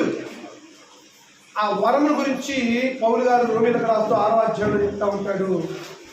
ఆ వరము క్రీస్తు యేసునందు నిత్య జీవం అని అంటాడు. పరిశుద్ధాత్మ నీతో ఉంటే నీకేమొస్తుంది? నిత్య జీవాన్ని ఇస్తాడు. నా ప్రియ సహోదరి సహోదరులారా, ఈ రాత్రి రాత్రంలో పరిశుద్ధాత్మను దుఃఖపరిచాడు అనుకోండి, మరలా పాపం చేశారనుకోండి, నీలో నుంచి ఆ పరిశుద్ధాత్మ వెళ్ళిపోతాడు. ఉదాహరణకు అబద్ధం ఆడావు, మోసం చేశావు, మరలా పాపకార్యాలు చేస్తావు, ఉంటాడు ఆయన? ఉంటాడా? ఉండడు. కానీ వాగ్దానం ఏంటి? ఆయన నీతో ఉంటాడు, నీలో ఉంటాడని వాగ్దానం చేశాడు యేసుక్రీస్తు వారు యోహాను సువార్త 16వ అధ్యాయంలో 14వ అధ్యాయంలో. ఎప్పుడైతే నువ్వు పాపం చేసావో నీలోంచి వెళ్ళిపోతావు. అంతేగాని పాడబడినప్పుడు, డ్రమ్ము కొట్టినప్పుడు, ఉద్రేకం వచ్చినప్పుడు ఊగిపోయి పాట అయిపోగానే సప్పన చల్లబడేవాడు కాదు పరిశుద్ధాత్ముడు. ఈనాడు ఆలాడు పరిశుద్ధాత్ముడు దుఃఖపరుస్తూ ఉన్నారు వీళ్ళరా. ఇకపోతే నేను ఇదంతా చెప్తున్నానంటే ఆనాడు రక్షణ పొందినటువంటి వారిని ఏం చేస్తున్నాడు? సౌలు అనబడ్డవాడు చంపడం ప్రాణాధారమైంది. సంఘాన్ని హింసిస్తున్నాడు. అపోస్తులు తప్ప మిగతా వాళ్ళందరూ కూడా ఎటు వెళ్ళిపోయారట? యూదయ సమయ ప్రాంతాలు చెదిరిపోయారు. అక్కడ కూడా ఒక గొప్ప ప్రణాళిక ఉంది. ఏ ప్రణాళిక తెలుసా? అపోస్తుల కాలం 1వ అధ్యాయం 8వ వచనం ఉంటుంది. అయినను పరిశుద్ధాత్మ మీ మీదకి వచ్చినప్పుడు మీరు శక్తిని అందుతురు. మొదటగా యెరూషలేములో, యూదయాలో, సమరయాలో భూదిగంతముల వరకు నాకు సాక్షులై ఉండాలని చెప్పేసి యేసుక్రీస్తు వాగ్దానం చేశాడు. యెరూషలేములో ఏర్పడినటువంటి సంఘము యెరూషలేములో మాత్రమే ఉండకూడదు. ఎక్కడికి వెళ్ళాలి? యెరూషలేము ఉండాలి, ఆ తర్వాత యూదాకి వెళ్ళాలి, ఆ తర్వాత సమరయాకి వెళ్ళాలి, ఆ తర్వాత భూదిగంతంలో వెళ్ళాలి. యేసు ఏర్పాటు చేసుకున్నటువంటి 12 మంది శిష్యులు, వారితో మాత్రమే కాదు ఒక ప్రత్యేక సాధనమైనటువంటి సౌలభమైనటువంటి వారు ప్రభు ప్రత్యేకంగా దర్శనాన్ని ఇచ్చి, సౌలు దమస్కు మార్గం వెళ్తున్నాడు. అప్పటికే ప్రధాన అధికారుల దగ్గరికి వెళ్ళి పత్రికలు ఇచ్చి, ఈ మార్గం అని ఎవరైనా సరే యేసుక్రీస్తు వారిని నమ్మినటువంటి వారు ఉన్నట్లయితే వారిని చంపడం అయిన ప్రాణాధారమైంది. ఎవరికి? సౌలు అనబడిన వారికి. వెళ్తున్నాడు దమస్కు మార్గం గుండా. ఎవరైనా క్రైస్తవులు ఉన్నారా, యేసు నమ్మిన వారు ఉన్నారా అని వెళ్తున్నప్పుడు ఎప్పుడైతే యెరూషలేములోని సంఘాన్ని హింసగలిగిందో ఆ వ్యధను, ఆ బాధను సంఘములకు శిరస్సు అయినటువంటి యేసుక్రీస్తు వారు అనుభవిస్తున్నారు. ఎలా చూడండి, 9వ అధ్యాయంలో మనం చూసినప్పుడు దమస్కు మార్గం గుండా సౌలు వెళుతున్నప్పుడు ఒక్కసారి ఆకాశం నుంచి ఒక వెలుగు కలగడము, ఆ వెలుగులోంచి ఒక స్వరం వినబడుతుంది. సౌలా సౌలా నీవేళ నన్ను చూస్తున్నావంటే, ప్రభువా నీవు ఎవడవు? ఎవరైనా ధర్మశాస్త్ర ఉపదేశకుడు అండి. ధర్మశాస్త్ర ఉపదేశకుడికి చాలా గర్వం ఉంటుంది. నేనే యెహోవా దేవుని ఆరాధించేవాడు అనేటువంటి ఆ ఈర్ష్య ద్వేషాలతో కూడినటువంటి శక్తి అనుకుంటుంది. ఎవడంటాడు? నువ్వు నన్ను హింసిస్తున్నావు అని చెప్పేసి యేసుక్రీస్తు ప్రభువా నువ్వు ఎవడవు? ఎవరు అనలేదండి. హూ ఆర్ యూ అంటారు కదా. నువ్వు ఎవడు అంటే ప్రభు నిమ్మకు వేస్తాడు, నేను మీరు హింసిస్తున్నా. సౌలు ఎవరిని హింసించాడు? మరొకసారి ప్రశ్న ఎక్కడుంటుంది ఆ మాట? అపోస్తలుల కార్యం 8వ అధ్యాయం 1వ వచనంలో ఆ కాలమందు యెరూషలేములోని సంఘములకు హింస కలిగింది. ఒక ఆయన ఇట్లనే చెప్తున్నాడు, యెరూషలేములో సంఘాలు హింసలు ఎక్కడో చెప్తుంది అని చెప్పాను. యెరూషలేములోని సంఘము ఒకే ఒక్క సంఘము, సర్వవ్యాప్తమైన సంఘము, విశ్వవ్యాప్తమైన సంఘము, యూనివర్సల్ చర్చ్ అంటాం దాన్ని. ఆ సంఘము యేసుక్రీస్తు వారి చేత, ఆయన రక్తము చేత కొనబడి కట్టబడింది. ఎక్కడ? యెరూషలేములో. దానికి లేఖనం ఉంది ప్రియులారా. యెషయా గ్రంథం 2వ అధ్యాయం 2వ వచనం చూసినప్పుడు, అంత్య దినములలో పర్వత శిఖరమున్న పర్వతం మీద ప్రవాహం వచ్చినట్లు అన్ని జనులు దానిలో ప్రవేశిస్తారు. యెరూషలేము నుంచి దేవుని యొక్క వాక్కు బయలువెళ్తుంది. చూసారా ఎంత వాగ్దానం? ఆ యేసుక్రీస్తు వారు రక్తం ఇచ్చి సంపాదించే సంఘం ఏర్పడటానికి, దాంట్లోకి ప్రవాహం వచ్చినట్లు అన్ని జనులు వస్తారనటానికి 700 సంవత్సరాలు పెట్టిన వాగ్దానం. యెషయా వాగ్దానం. యెషయా గ్రంథం 2వ అధ్యాయం 2వ వచనంలో మనకి ఇంటికి వెళ్ళిన చూడండి. అది పెంతెకోస్తు పండుగ దినాన పేతురు ప్రసంగం ద్వారా మూర్ఖులకు ఈ తరం వారికి వేరే రక్షణ పొందుడు అనగానే ఆ దినం ఇంచుమించు ఎంతమంది కదా? 3,000 మంది చెత్తబడ్డారు. దేవుడు నామమున మహిమ కలుగుగాక. ఆమేన్. 3,000 మంది ఒకేసారి సంఘంలో చెత్తబడ్డారు. ఇక్కడ ప్రశ్న ఏంటంటే, బాప్తిసం ఇచ్చింది అపోస్తలుడు, సంఘంలో చేర్చింది ఎవరు? సంఘంలో చేర్చింది ఎవరు? ఈనాడు చాలా మంది సోకాలు పాస్టర్లు బాప్తిసం ఇస్తున్నారు. ఇచ్చి ఈయన మా సంఘ సభ్యుడు, ఈయన పెంతెకోస్తులో బాప్తిసం పొందాడు కాబట్టి పెంతెకోస్తు బిడ్డ, ఆర్సీఎంలో బాప్తిసం పొందాడు కాబట్టి ఆర్సీఎం బిడ్డ. మీరు ఎవరైనా ఎప్పుడైనా ఆర్సీఎంలో అడగండి, మేము క్యాథలిక్స్ అంటారు. ఏనాడు క్రైస్తవులు అన్నారు మీరు ఎప్పుడైనా? ఈ పక్కన ఉన్న ఆర్సీఎంలో అడగండి, మీరు ఎవరైనా మేము వీఆర్ క్యాథలిక్స్, మేము క్రైస్తవులు కాదంటారు. అదే క్రీస్తు ప్రభు సంఘం నుంచి వెళ్ళి ఆర్సీఎం ఏర్పడింది, దాని నుంచి వచ్చాడు ఎవడంటే లూథరన్ అనేవారు. వాళ్ళు ప్రొటెస్టెంట్లు అయిపోయారు. లూథరన్ కానీ, లేకపోతే పెంతెకోస్తు కానీ, హెబ్రోన్, ఇవన్నీ కూడా ప్రొటెస్టెంట్ సంఘాలు. ఆర్సీఎం యొక్క విధానాలకు వ్యతిరేకంగా వచ్చాయి. గమనిస్తున్నారా? కానీ యేసుక్రీస్తు వారు రక్తం ఇచ్చిన సంఘమును హింసగలిగింది. ఆ హింసను ఎవరు అనుభవిస్తున్నారు? సౌలా, నేను నువ్వు హింసించిన యేసు అన్నప్పుడు సంఘానికి హింసగలిగితే యేసుక్రీస్తు వారు ఆ బాధను అనుభవిస్తున్నారు. సంఘము క్రీస్తు లేరండి, కాదు. సంఘమును శిరస్సు ఎవరు? క్రీస్తు. క్రీస్తు సంఘమును శిరస్సు అయి ఉన్నాడు. ప్రియులరా, ఆ సంఘమును క్రీస్తుని ఈనాడు ఏం చేస్తున్నారంటే విడదీస్తున్నారు మనుషులు. ఒక ఉదాహరణ మీకు చెప్తాను బైబిల్ నుంచి. కొరింథీయుల రాసినటువంటి 2వ పత్రిక 11వ అధ్యాయం చూసినట్లయితే అక్కడ పౌలు గారు మాట్లాడుతూ కొరింథీయులో ఉన్నటువంటి సంఘంతో చెప్తున్నారు, సంఘస్థులతో, కొంచెం అవివేకంగా నేను మాట్లాడిన మీరు సహించవాలని కోరుతున్నాను. నన్ను గురించి మీరు ఎలాగైనా సహించుడి. దేవాశక్తితో, ఏ శక్తి అంట? దేవాశక్తితో మీ ఎలా ఆసక్తి కలిగి ఉన్నాను. యాలయనగా జాగ్రత్త వినాలి, పవిత్రురాలైన కన్యకలుగా ఒకడే పురుషునికి అనగా క్రీస్తుకు మిమ్మును సమర్పించవాలని ప్రదానము చేసి మాట్లాడుతున్నాడు పరిశుద్ధాత్మ దేవుని పౌలు ద్వారా. ఈ లేఖనాలను మనం గమనించినట్లయితే పవిత్రురాలైన కన్యక ఎవరు? బైబిల్లో పవిత్రురాలైన కన్యక ఎవరండి? ఎవరండి?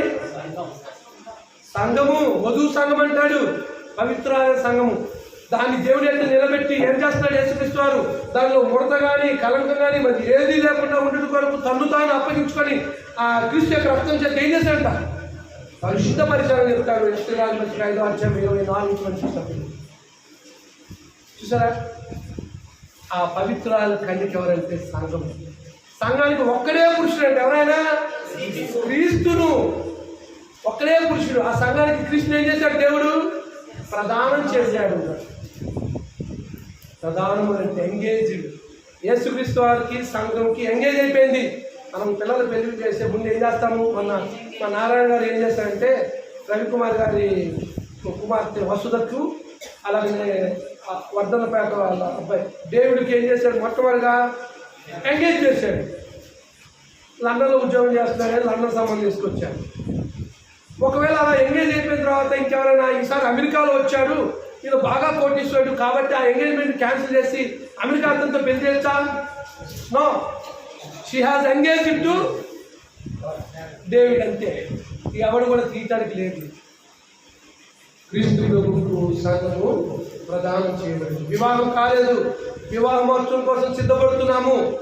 ఆ గొర్రెపిల్ల మహోత్సవం కోసం మనం సిద్ధపడుతున్నాము. క్రీస్తు యొక్క రాకలో వివాహం జరగబోతా ఉంది. ఆ వివాహంలో తన భార్య అయినటువంటి సంఘము, సంఘం అంటే భార్య అంటే ఇక్కడ చూడండి, సంఘం అంటే వెలుపలకు పిలవబడిన వారు, కాల్ అవుట్ పీపుల్. ఎక్లెసియా అంటాడు. ఎక్కడి నుంచి ఎక్కడికి పిలవబడ్డారంట? అంధకార సంబంధమైన అధికారములో నుంచి ఆశ్చర్యం తన వెలుగులోనికి.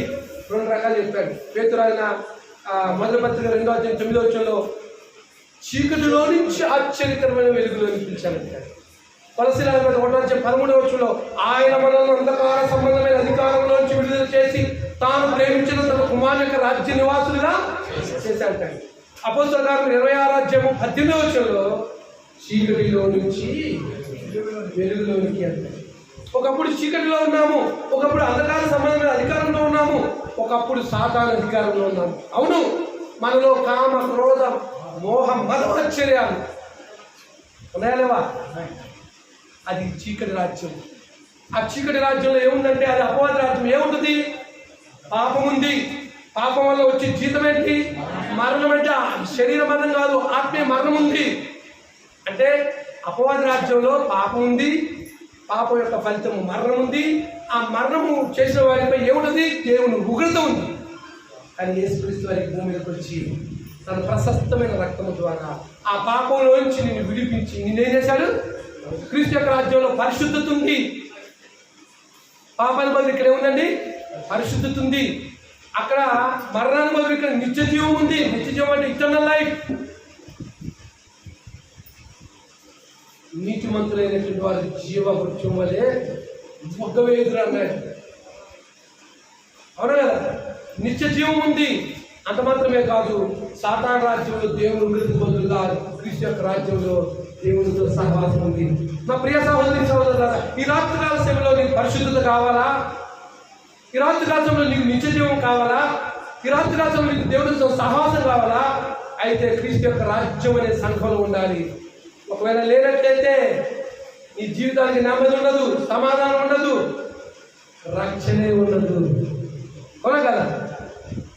ఆ రక్షణ ఇవ్వడానికి యేసుక్రీస్తు వారి లోకానికి వచ్చాడు.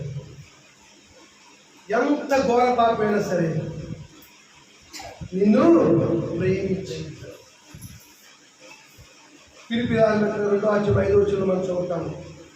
క్రీస్తు యేసు కలిగిన మనసును మీరును కలిగి ఉంది. ఆయన దేవుని స్వరూపము కలిగిన వారే ఉండి దేవునితో సమానంగా ఉండుట విడిచిపెట్టకూడని బాధ్యత ఎంచుకోలేదు. స్వామి దాసునిగా రిక్తులుగా చేసుకొని మరణము పొందినంతగా, శిలువ మరణము పొందినంతగా తను తాను తగ్గించుకున్నాడండి. అది క్రీస్తు ప్రభు చూపినటువంటి విధేయత. మరి మనం చుట్టూ నా విధేయత. ఆయన అంతగా తండ్రికి విధేయత చూపించాడు కాబట్టి ఏం చేస్తాడు తెలుసా? తండ్రి ఆకాశమందు కానీ, భూమి అందు కానీ, భూమి కింద కానీ ప్రతి వారి మోకాలకు వేసినాములా అన్ని నామముల కంటే పైనామం వేసినాము. అవునా కాదా? మన భారతం అన్ని నామముల కంటే వేసినాము పైన. ఆ నామంలోని రక్షణ అపోస్తలుల గారు 4:12 అంటాడు. ఏమంటాడు? మరి ఎవరి వల్ల రక్షణ లేదు, యేసు నామంలోని రక్షణ, యేసు రక్తంలోని రక్షణ, యేసు సంఘంలోని రక్షణ. 3,000 మంది చేర్చబడ్డారు. అక్కడ తెలుసా? అపోస్తలుల కార్యములు 2:40 మాట్లాడతాడు. ఆనందముతోను నిష్కపటమైన హృదయముతోను ఆహారం పుచ్చుకొనిచుంది ప్రభువు రక్షణ పొందుతున్న వారిని అనుదినము వారితో చేర్చుంది. ఎవరితోటి? ఆల్రెడీ 13 మంది యేసుక్రీస్తు వారు, 12 శిష్యులు. ఆ తర్వాత 3,000 మంది, 13 మంది అయ్యారు.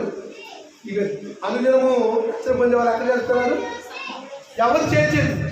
ప్రభువు. ఇది అర్థం కావట్లే. ఈనాడు క్రీస్తు ప్రభు యొక్క సంఘంలో బాప్తిసం పొందితే నిన్ను సంఘంలో చేర్చేది ఎవరు? నేను కాదు, లేకపోతే ఇక్కడ ఉన్న దైవజనుడు కాదు, అక్కడున్న ఆ నారాయణ కాదు. ఎవరు చేర్చేది? ప్రభువే చేరుస్తున్నాడు. మరొకసారి చదువుతాం 40 ఆనందంతో నిష్కపటమైన హృదయంతో ఆహారం పుచ్చుకొనిచుంది ప్రభువు రక్షణ పొందుతున్న వారిని అనుదినము వారితో చేర్చుంది. ఎవరితోటి? ఇంగ్లీష్లో చూడండి ఒకసారి. They are added into the church. They are added into the church. సంఘంతో చర్చ్ చేయాలి. మనుషులు కట్టిన సంఘాల్లో యేసుక్రీస్తు వారు చేర్చడు. ఆయన రక్తం చేత కట్టమైన సంఘాల్లోనే యేసుక్రీస్తు వారు చేస్తాడు. అంత మాత్రమే కాదు, ఇంకో విలువైన మాట చెప్తాను. ఆయన రాకడలో ఆయన రక్తం ఇచ్చి సంఘంలో ఉన్నటువంటి వారు మరణం వరకు యథార్థంగా జీవిస్తూ ఉన్నట్లయితే కొరికిన 15:24 అంటాడు. అటు తర్వాత సమస్తమైన అధికారమును, ఆధిపత్యమును, బలమును కొట్టివేసి తన తండ్రి అయిన దేవునికి తన రాజ్యమైన సంఘాన్ని అప్పగిస్తాడు. లేకపోతే ఏమైంది? 2 తిరుగులు విసురుతున్నారు. ఒకటి ఎత్తబడింది. ఎత్తబడిన ఆమె క్రీస్తు ప్రభు యొక్క సంఘంలో విశ్వాసాలుగా మరణం జీవించింది. విడమైన ఆమె లోక సంఘాలు. చూసారా నా ప్రియ దేవుడి పిల్లారా, క్రీస్తు యొక్క రక్తం అంత విలువైంది. అలాగే సౌలుని క్రీస్తు ప్రభు ప్రత్యేకంగా ఏర్పాటు చేస్తున్నాడు. వెంటనే కళ్ళు పోయాయి, ఆహారం లేక 3 రోజులు ఉపవాసం ప్రార్థన చేస్తున్నాడు. వెంటనే యేసుక్రీస్తు వారి యొక్క దర్శనం ఎవరికి వచ్చిందండి? దైవ సేవకుడైనటువంటి అన్నయ్యకు వచ్చింది. అన్నయ్య, ఇగో తినదని వీధికి వెళ్ళు. అక్కడ తార్చువాడైనటువంటి సౌలు అనేటువంటి వాడు చర్మకాన్ని ఇంకా ప్రార్థన చేస్తున్నాడు. సౌలా, అమ్మో సౌలా, దమస్కు మార్గంలో చంపడానికి వచ్చాడయ్యా, భలే ఊళ్ళో పోయి ఆ పులిగోళ్ళు ఉండమంటావా అని అంటున్నాడు. అన్నయ్య అంటున్నాడు, ప్రభు నువ్వు వెలుము, రాజుల ఎత్తును, అధికారుల ఎత్తును నేను ఏర్పాటు చేసుకున్నటువంటి వెపన్ సాధనమైనాడు. అతనికి నేను ఎన్ని శ్రమలను అందించాలో నేను చూపిస్తానని చెప్పేసినప్పుడు ధైర్యం తెచ్చుకుని అంటాడు. సౌలా సహోదరా, నీకు మార్గంలో కనిపెట్టినటువంటి ప్రభు నన్ను పంపించాడు కనుక నువ్వేం చేయాలి? ఆ ప్రభువే మన రక్షణకు ఆధారము, ఆ ప్రభు యొక్క రక్తమే మన పాపములకు విడుదల. మనం పాడబడతాం. యేసు రక్తమే పాపానికి మందు, కనుగొనబడిన వారికే గొర్రె పిల్ల విందు, కనుగొనబడిన వారికే గొర్రె పిల్ల విందు. ఈ జీవితం విలువైనది, నల్లారంగని సెలవైనది. మానవునికి పాపానికి మంది తెలుసా? రోజు జ్వరం వచ్చింది ఏ మందు కొనుక్కొచ్చుకుంటాం? పారాసిటమాల్ టాబ్లెట్ తెచ్చుకుంటాం, అవును కదా. తలనొప్పి వచ్చింది ఏం తెచ్చుకుంటాం? డాక్టర్ గారు చెప్పయ్యా, నాకు రాత్రి అనాలిసిస్ శారీరానా ఏదో ఒకటి. మరి పాప రోగం వచ్చింది ఎట్లా? మరి ఏంటి ఎవరా కాదు పాపానికి మందు అంటే ఏంటి? యేసు రక్తమే నీ పాపానికి మందు, కనుగొనబడిన వారికే గొర్రె పిల్ల. గొర్రె పిల్ల మార్చు ఉందంట. కనగబడకపోతే, క్రీస్తు ప్రభు చేత ఆయన సంఘంలో చేర్చబడకపోతే బిందుకు వెళ్తావా? అక్రమము చేయవాలా మీరెవరు? సౌలు ఆ స్థితిలో వచ్చి లేకపోయాడు. చాలా మంది అనుకుంటారు అబ్రాహాముని అబ్రహాముగా దేవుడు మార్చాడు, యాకోబుని ఇజ్రాయేలుగా దేవుడు మార్చాడు. మరి సౌలుని అక్కడే పప్పులో కాలేస్తున్నారు. సౌలుని పౌలుగా మార్చలేదు, ఎక్కడా లేదు లేఖనం. సౌలనే మాట పౌలనే మాట గ్రీక్ భాషలో, హెబ్రీ భాషలో సౌలు అంటారు, గ్రీక్ భాషలో పౌలు అంటారు. అంతేగాని ఆయన మారలే. తెలియక మన వాళ్ళు పట్టుకోవాలి. అదో పాట ఉంది, అబ్రాహాముని మార్చిన దేవా, సౌలుని పౌలుగా మార్చిన దేవా, నన్ను కూడా శ్రీనివాస్ వచ్చి తిమోతిగా పాలుగా మార్చాను. నేనే పెట్టుకున్నాను నా పేరు, ఎవరు పెట్టలే. అంటే మీకేం చెప్పాలనుకుంటే ప్రియులరా, మానవులు తన స్వార్థంతో క్రీస్తు ప్రభు ఏర్పాటు చేసినటువంటి ఆయన సంకల్పాన్ని విడిచిపెట్టాడు. అందుకని అంటాడు కదా, ఏమి తిందుమో, ఏమి తాగుమో, ఏమి ధరించుకుందో అని తమ దేహం గురించి, తమ ప్రాణం గురించి వాడు మానవులు చూపిస్తూ ఉన్నాడు. మత స్వాత ఆరోగ్యం మనం చూస్తున్నాం. 25 నుంచి 30 వచ్చాం. ప్రభు ఏమన్నాడు? ఇంక ఇవన్నీ కావాలంటే 2 పనులు చేయాలి. ఒకటి ఆయన రాజ్యాన్ని వెతకాలి, రెండోది ఆయన నీతిని వెతకాలి. వెతుకుతున్నావా? రాజ్యం అంటే మనల్ని కాదు, ప్రభు సంఘమే. నీకు ఇవన్నీ కావాలంటే మొదట ఆయన రాజ్యాన్ని నీతిని వెతకమన్నాడు. ఎందుకు తెలుసా వెతికేది? మత్తయి సువార్త 16:26 చూడట్టాడు. ఒక మనుషుడు లోకమంతా సంపాదించుకున్నాడు. ఒక ధనవంతుడు ఉన్నాడు, విస్తారమైన పంట పండింది అన్నాడు. లూకా సువార్త 12 ఎట్టంట తన కొట్లు విప్పేసి, ధనాగారం విప్పేసి పడగొట్టి కొత్త వాటి కట్టి పండిన పంటను మొత్తం తను కూర్చుకొని ప్రాణం చెప్తున్నాడు, నా ప్రాణమా అనేక సంవత్సరాలు విస్తారమైన సొమ్ము ఉంది. ఫుల్ ఓ వెలుగారా, ఈ రాత్రి ప్రాణం నువ్వు సంపాదించినవి ఎవరివి అవుతాయి? ఒకడు లోకమంతయు సంపాదించుకొని తన ప్రాణమును అంటే ఆత్మను నరకములో పడవేసుకుంటే, పోగొట్టుకుంటే వారికి ఏం ప్రయోజనము? తన ప్రాణము ప్రతిగా ఏమి ఇవ్వగలడు? ఇవ్వగలడు ఎవరైనా? ఆత్మను నరకంలో పడేసుకుంటే ఏమైనా ఉపయోగం ఉందా? ఆత్మను నరకంలో పడేసుకున్నాడు ఒక ఆయన. లూకా సువార్తను చూస్తాం. ఎవరైనా అయ్యా ఓ తండ్రివైన అబ్రహామా, ఈ వ్యాధిని తట్టుకోలేకపోతున్నాను, నా నాలుగును చల్లార్చుటకు లాజరును పంపించని కేకలు పెడుతున్నాడు. దేనికి వేదన? శరీరం కాస్తుంది, ఆత్మ వేదన చెందుతుంది. ధనవంతుడు అనేటువంటి ఆత్మ ఆ అగ్ని జ్వాలలకు వేదన పొందుతూ తట్టుకోలేక, తండ్రి అబ్రహామా నీ రుమను అనుకున్నట్టు లాజరును పంపించి నా నాలుగును చల్లార్చుకొని కేకలు పెడుతున్నాడు. అంటే అగ్ని యొక్క తీవ్రత ఎంత గొప్ప ఉందో ఒకసారి ఆలోచించేయండి. ఎప్పుడైనా సరే చిన్నప్పుడు మనం చలిమంట వేసుకున్నాం, గుర్తుందా మీకు? ఉదయమే తెల్లారుతూనే వేసేవాళ్ళు, నిద్ర తీరేది కాదు. నేను కూడా చలి అవుతుంది పోయి దిప్పుకుని నీళ్ళలో పెడితే, అదే మంటలో పెడితే మొహం కాలేదు, వెలుగులు కాలేదు. ఇది ముందున్న చిన్న మంట. కానీ మన ఆత్మ ఆ అగ్నిగుండంలో వెళ్తే ఎలా ఉంటుందండి? అందుకనే లూకా సువార్త 9:48 అన్నాడు, నరకమును వారి పొద్దు చావదు.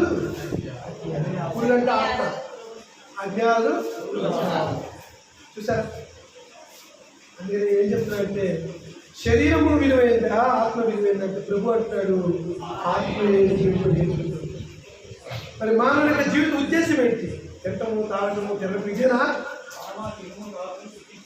అన్నా కదా? లోకస్వార్థ 12:16 చదివింది అదే కదా. నా ప్రాణమా తిరుగు తాగుతున్నటువంటి ఏమన్నాడు? ఓ వెలువాడ ఈ రాత్రి నీ ప్రాణాన్ని నువ్వు సంపాదించిన ఎవరవుతాయండి? రాజుల సొమ్ము రాళ్ళపాలవుతుంది, ధనవంతుల సొమ్ము. మీరు ఒకసారి ఒక 70-80 సంవత్సరాల వెనకెళ్ళండి. నవాబులు మన తెలంగాణ పరిపాలించారు. ఒక్కొక్కరికి కొన్ని రాజ్యాలు ఉన్నాయి, కొండలు ఉన్నాయి, మంచి మంచి లంకి బిందులు ఉన్నాయి. చివరికి ఏమైనా వాళ్ళు తెచ్చిన తర్వాత ప్రజలకు వచ్చింది, చాలామంది దొరికినాయి, చాలామంది ధనవంతులయ్యారు. రాజుల సొమ్ము రాళ్ళపాలైపోయింది. కాబట్టి మరి ఒక క్రైస్తవుని నీ జీవితం యొక్క పరమాత్మ ఏంటని అడిగితే ఏం చెప్తాడు? ఏం చెప్తాం? మీకు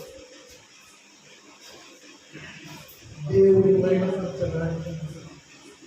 దేవుని వాస్తవమే ఎప్పుడు మహిమ కలుగుతుంది? ఆయన మానవుని ఎందుకు సృష్టించాడో అందుకొరకు జీవిస్తే దేవునికి మహిమ. ఎందుకొరకు సృష్టించాడు మనల్ని?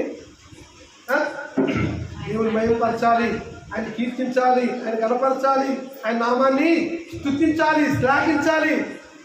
ఇవి కాకుండా నువ్వేం చేసినప్పటికీ దేవుని నామము మహిమపరచాలి. కొందరు భక్తులు ప్రశ్నిస్తూ ఉన్నారు. యోగు గ్రంథం 7వ అధ్యాయం మీరు చూసినట్లయితే మనుషులు ఏ పాటి వాడు అతన్ని కనపరచలేలా, అతని మీద మనసు నిలబడేలా అని చెప్పేసి అంటున్నారట యోగు గారు. నిజంగా గడ్డి పువ్వు లాంటి జీవితం, నీతి ఆవిరి లాంటి జీవితం అండి, నీటిపై తిన్న బురగలాంటి జీవితం మానవంలో పడతారా?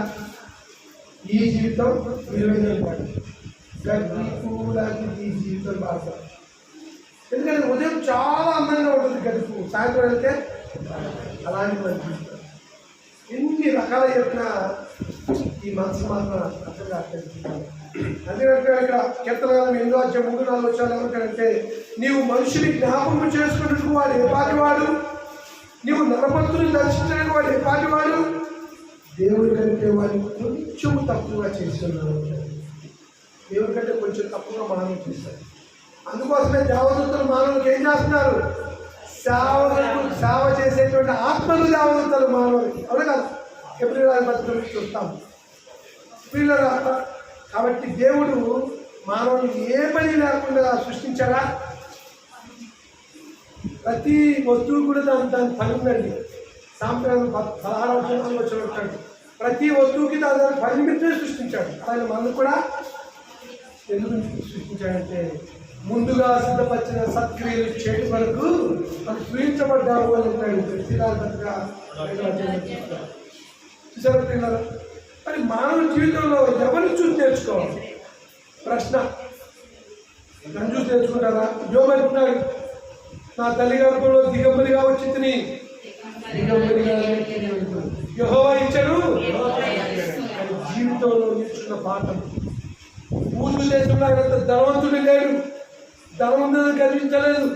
దేవుడు ఆయన గురించి 3 పర్యాలు ఇతను యథార్థవంతుడు న్యాయవంతుడై ఉండి చెడుతను విసర్జించిన వాడు ఇతను భూమి ఒక్కడును. ఎన్నిసార్లు అండి? యోగు గ్రంథం 1వ అధ్యాయం 8వ వచనంలో, తర్వాత 22వ వచనంలో, 2వ అధ్యాయం 4వ వచనంలో ఇదే మాట చెప్తారు పిల్లరా. ఆ యోగు చివరిగా సామర్థ్యానికి ఏమంటే, నా తల్లి గర్భం మీద ఎలా వచ్చానరా? వచ్చినప్పుడు బంగారం దిగేసుకుని వచ్చాడా? లేదు, దిగంబరిగా వచ్చాడు. యెహోవా ఇచ్చాడు అని జ్ఞాని సొలొమోనుతో చెప్తున్నాడు. ప్రసంగైన నేను ఆకాశం క్రింద ఇవ్వబడిన జ్ఞానం శక్తికి సాధించి గ్రహించింది ఏంటంటే, ఒకడు గాలిని పట్టుకున్నటువంటి ప్రయాస. ఏమంటారు ప్రసంగి? ఒకరి ప్రయాస ఎలా ఉందంటే, గాలిని పట్టుకోగలమా? పట్టుకుని అట్లా ఉందంటాడు. ప్రసంగం 1వ అధ్యాయం 12 నుంచి 14 చదవండి. సొలొమోను ఏం చేశాడు సార్? దేవుడి యందు అత్యంత భయభక్తులు కలిగినట్టు ఆయన జ్ఞానవంతులుగా దేవుడు ఆశ్రయిస్తే చివరికి స్త్రీలోనైపోయి 1000 మంది భార్యను చేసుకొని అన్య స్త్రీలను మోహించి చివరికి ఏం చేశారు? అన్య స్త్రీలు ఆయన ఒక భక్తిని మార్చివేశాడు. భ్రష్టుడైపోయాడు. ఆయన అంటున్నాడు, ఈ దేవుడు ఎందుకు భయభక్తులు లేని అలా ఎంతటి వారైనా భ్రష్టులు లేని అని అంటాడు. యేసుక్రీస్తు వారు అంటాడు, తన దీనత్వాన్ని చూపించి, దయాతత్వాన్ని చూపించి, తగ్గింపు జీవితాన్ని చూపించి, కరుణ, ప్రేమ, దయ, వాత్సల్యము. యేసుక్రీస్తు వారు ఏమంటారు? కరుణమయుడు, దయామయుడు, ప్రేమామయుడు అంటారు కదా. అవి నేర్పించి చూపించి నేర్పించారు. ఇలాంటి పౌరులు అంటాడు, నేను క్రీస్తుని పోలి నడుచుకున్న ప్రకారము అన్నారా? క్రీస్తు లాగా జీవించాడు పౌరులు. అలా జీవించి చూడకంటాడు, బ్రతుకుల క్రీస్తే. మన జీవితము బ్రతికితే నేను మనం బ్రతికితే నేను తనం కొరకే బ్రతుకుతాను, నా పిల్లల కొరకే బ్రతుకుతాను, నా భార్య కొరకే బ్రతుకుతాను, నా ఆస్తిపాస్తుల కొరకే బ్రతుకుతాను అంటాడు. తను పౌలు వీటన్నిటి ఏం చేశారు సార్? పెంటతో పోల్చేశాడు. పెంటలో ఎవరైనా ఆశిస్తారా? ఉదాహరణకి ఒక 10 రూపాయల కాయలు పెంటలో వాడు. పెంట ఆవు పెంట కాదు, మనిషి పెంట చేస్తావా? చిట్టు అంటారు. మనకున్న సమస్తమైన వాటి పెంటతో ఎంచుకున్నాడు పౌరు వరే మనం మాట్లాడాలి. మీరు కృష్ణుని పోయి నడుచుకున్న ప్రకారం మీరు నడుచుకొని నడుచుకున్నారా? నా పరుగుతున్న ముట్టించి విశ్వాసము కాపాడుకుంటున్నాం. నా కొరకు జీవ కిరీటము, నీతి కిరీటము ఉంచబడిందని చెప్పాడు. అప్పుడు ఈ రాత్రికాల సమయంలో మానవ యొక్క ఉద్దేశం ఏంటి, వాడి జీవన యొక్క పరమాత్మ ఏంటి నువ్వు ఆలోచిస్తున్నట్లయితే నీ జీవితము దేవుడు వరకు చూస్తున్నాడు. మాట్లాడతాడు యోహన్ గారు ప్రయాణం 2:10 మరణం వరకు నీకేం చేస్తారంట? చేస్తారంట జీవ కిరీటాలు. ఆ జీవ కిరీటం నీకు కావాలి అంటే, నా జీవిత ఉద్దేశం ఇదేనంటే కాదు. మనమందరము విశ్వాస విషయంలో, దేవుడు కూర్చొని జ్ఞాన విషయంలో ఏకత్వం పొందాలంటున్నాడు. కాబట్టి పిల్లరా, పౌలు గారు వలె నేను బ్రతికినను ప్రభువు కోసమే, చనిపోయాను. ఈ తీర్మానంతో మనం వెళ్దామా? ఈ రాత్రికాలంలో మనందరం ఈ తీర్మానం కలిగి ఉన్నాం. నేను బ్రతికితే ప్రభు కోసమే బ్రతుకుతాను, చచ్చిపోతే కూడా అలా బ్రతికితే మనందరి కొరకు ఏం దాచబడిందంట? జీవం. అక్కడ పౌలు అంటాడు, నాకు మాత్రమే కాదు క్రీస్తునందు విశ్వాసం వచ్చిన ప్రతి ఒక్కరి కొరకు అది ఉంచబడిందంట. ఆ జీవ కిరీటాన్ని హస్తకాలంలో కావాలా అంటే తల ప్రార్థన చేసుకుంటాం. మహోన్నతులైన దేవుడు తన కుమారుడైన క్రీస్తుని లోకంలోకి పంపించి ఆయన రక్తము ద్వారా ఆయన విలువైనటువంటి ఆత్మను రక్షించడం కొరకు ఆయన పడినటువంటి ఆ ప్రేమను ద్వారా పిలుస్తూ ఉన్నాడు. ఎంత ఘోరపాపమైనప్పటికీ ఆయన ప్రయాసపడి పాల్గొంటున్న సమస్యగా నా ఎదుగు రండి, నేను మీకు విశ్రాంతిని కలగజేస్తాను పిలుస్తున్నాను. నీ పాపం ఎంత భారమైనప్పటికీ కూడా ఆయన భుజాలపై వేసుకొని నిన్ను తేలిక చేసి నిన్ను పరిశుద్ధపరుస్తాడు. రాత్రికాలంలో ఆయన ప్రేమకు లోబడదామా? యేసుక్రీస్తు వారు ప్రయాసమైనటువంటి పాపమును తీసేస్తాను అంటున్నాడు కదా. ఆ పాపం చూసుకుందామా? రండి, తల చెట్టు ప్రార్థన చేసుకుందాం. మహోన్నతుడైన తండ్రి, జీవుడైన దేవా, మీ కుమారుడైన క్రీస్తు ద్వారా బ్రతుకున్న క్రీస్తే చావుకే లాభంలో పౌరుని మేము చూశాము. మా జీవితంలో కూడా మేము బ్రతికితే దేవుడి కోసమే బ్రతుకుతాము, చనిపోతే దేవుడి కోసం. ఎందుకంటే మా ఆత్మ చాలా విలువైంది. ఆ ఆత్మ ఎంత విలువైందంటే ఒకటి సర్వలోకమును సంపాదించుకొని తన ఆత్మను పోగొట్టుకుంటే, అలాగా ప్రాణమును పోగొట్టుకుంటే వారికి ఏమీ ప్రయోజనం మాట్లాడుతూ వచ్చారు. అవును తండ్రి, ఈ లోకమంతా ఒకవైపు, నా ఆత్మ ఒకవైపు ఉంటే నా ఆత్మే నిజమైంది, దాన్ని రక్షించుకుంటానని తీర్మానం చేసుకొని ఆత్మను పరిశుద్ధపరచుకుంటూ అనుదినము దేవుడితో అంటకట్టబడి దేవుడిపై ఆధారపడి ఆయన రక్తము చేత కడగబడినట్టు మీరు పరిశుద్ధాత్మ దేవుని యొక్క సహాయం ద్వారా మన జీవితాన్ని మరణ పర్యంతం వరకు కొనసాగించడానికి సహాయం దయచేయండి. కానీ రాత్రికాల సమయంలో లేదా మా ప్రియుడు రమేష్ గారు లేకపోయినప్పటికీ మా సహోదరి మరి శశికళ ద్వారా కూటాన్ని మీరు ఏర్పాటు చేయడానికి సహాయం చేశారు. ఈ మాటలు విన్నట్టు మేమందరం కూడా ఒకరిని ఒకరు హెచ్చరించబడిన వారమే. కాకపోతే 1:22 ప్రకారంగా మీరు విలువలు మాత్రమే ఉండి మిమ్మల్ని మీరు మొదలుకున్న వారు మాట్లాడుకుంటారు. అలా కాకుండా తండ్రి మమ్మల్ని మేము సరి చేసుకుంటాం, మా ఆత్మను రక్షించుకుంటూ అనేక ఆత్మను రక్షించిన కొరకు క్రీస్తు యొక్క రాజ్య సువార్తను మేము ప్రకటించేటువంటి వారుగా మమ్మల్ని అల్పాలు చేసుకున్నందుకు మీకు చెందుతుంది. ఇంకా ఎవరైనా సరే రక్షణ పొందకుండా క్రీస్తు యొక్క రాజ్యంలో చేరకుండా ఉన్నట్లయితే ఇదే అనుకూల సమయం, ఇదే రక్షణ జనమని కొరికిలా 2వ పత్రిక ద్వారా తీసుకుంటున్నారు. ఈ అనుకూల సమయంలో వారి ఆత్మను రక్షించుకొని నిత్య నరకం నుంచి, నిత్య నాశనం నుంచి తప్పించుకోవడానికి సహాయం దయచేయమని, పరిశుద్ధాత్మ శక్తిని మాకు దయచేయమని ఈ విజ్ఞాపన వినుకొని యేసు పరిశుద్ధమైన నామములో మిక్కిలి వేదన కలిగి వెళ్తున్నాము. ఆమేన్. అలా ఉండండి. మధ్యలో ఉన్న సోదరులు ద్వారా